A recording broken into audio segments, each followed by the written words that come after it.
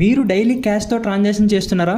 అయితే ఈ 4 మిస్టేక్ చేస్తే కనుక ఇన్కమ్ ట్యాక్స్ నోటీస్ అనేది మీ ఇంటికి వస్తుంది. ఆ క్యాష్ ట్రాన్సాక్షన్స్ ఏంటో నేను ఎక్స్ప్లెయిన్ చేస్తాను. ముందుగా మన అకౌంట్ని ఫాలో చేసి ఈ వీడియోని లైక్ చేయండి. ఫస్ట్ వన్ వచ్చేసి బ్యాంక్ డిపాజిట్స్.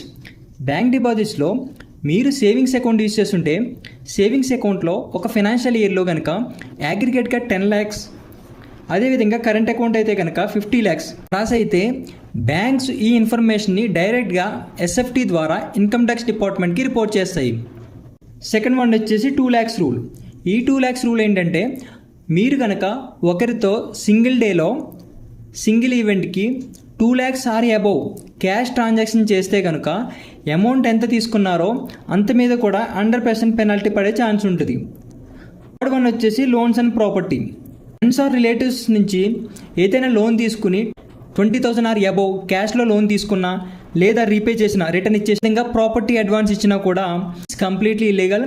సో ఇది కూడా 100% ఫైన్ పడుతుంది. సో ఫోర్త్ వన్ వచ్చేసి చాలా ఇంపార్టెంట్. ఫోర్త్ వన్ వచ్చేసి credit card payments. Credit card బిల్ని 1 lakh కంటే ఎక్కువ క్యాష్లో పే చేస్తే మీ ఇన్కమ్ సోర్స్ మీద ఎంక్వైరీ స్టార్ట్ అయ్యే ఛాన్సెస్ ఉంటుంది.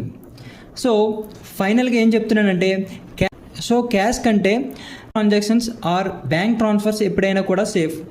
సో ఈ వీడియోని మీ బిజినెస్ చేసే ఫ్రెండ్కి షేర్ చేయండి.